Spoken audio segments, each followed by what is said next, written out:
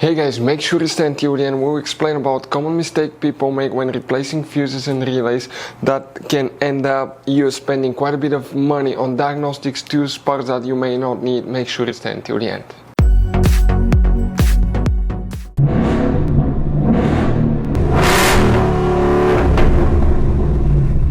Hey guys, welcome back to Free Car Repair. Thank you guys for watching and subscribing to the channel. Today will be super helpful video to any of you having a Ford Explorer, that generation here from year 2011 to year 2015. If you have a message warning on the dash that says engine coolant over temperature, you wonder what causes that. Practically that means your engine is overheating. We'll explain what we see often in the garage. It could be simple fix.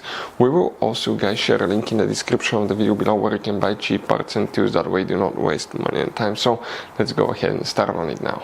So before we start, let us tell you guys a little bit about us. Every single car we get here at the garage, we try to make at least 200 to 300 free repair videos. We take them completely apart. We show you how to fix engines, transmissions, engine lights, transmission lights, fuses, relays. Why we do all that, guys? Because our mission in the shop is to save you as much money as we can. All we need in return, please subscribe to the channel, like the video, that way we can keep making these free videos.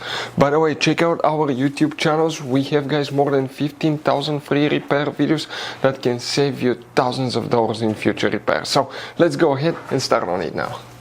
So if you guys have that warning on the dash that says engine coolant over temperature, multiple things can cause that, but the first thing you want to check fuses and relays for a radiator fan, because it could be super simple fix.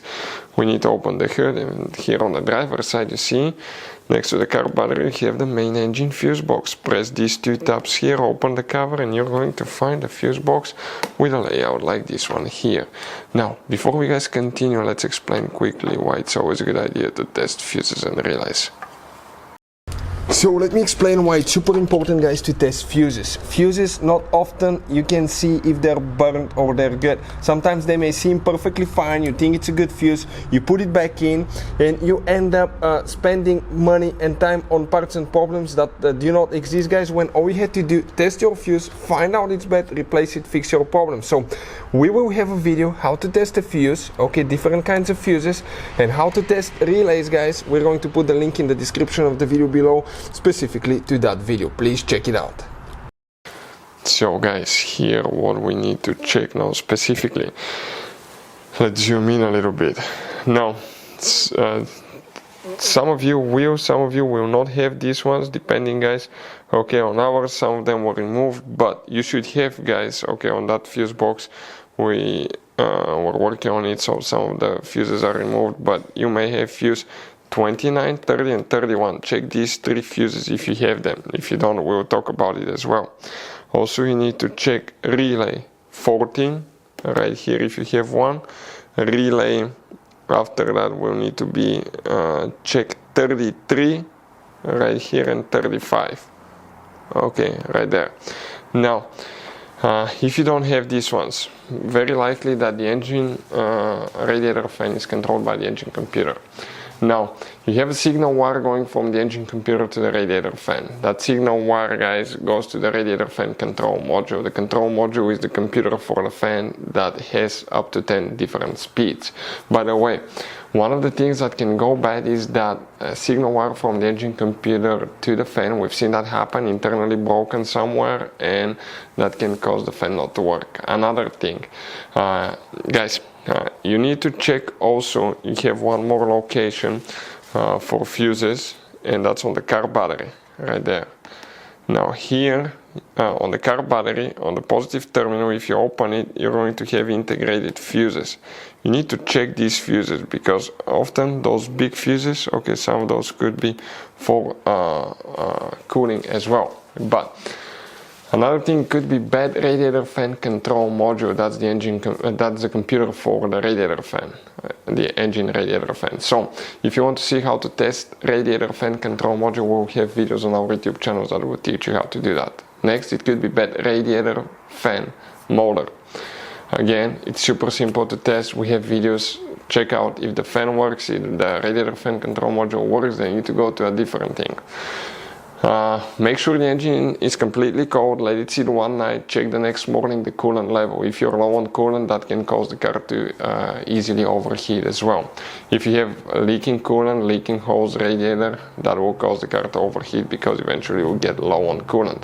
Next, it could be bad thermostat. That we see quite often. Thermostat stuck open or stuck closed can cause your Ford Explorer to overheat. If you want to know what are the symptoms of bad thermostat or thermostat stuck open, stuck closed, we have videos on the channel that will teach you everything about that as well.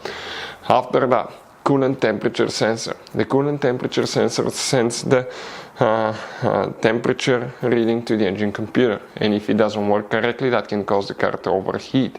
Now, if you want to see how to test coolant temperature sensor, it's very easy. We'll have videos on the channel that will teach you how to do that too. Another thing, if you recently guys replaced the radiator, if you recently guys replaced thermostat, hose, anything that involved draining the coolant, if you just added coolant and started driving the car, that's a big mistake. On modern vehicles you need to bleed the cooling system, that way you do not end up having an air pocket somewhere inside the engine because that can cause it to overheat. So try bleeding the cooling system on your Ford Explorer, that can often save the engine as well, guys.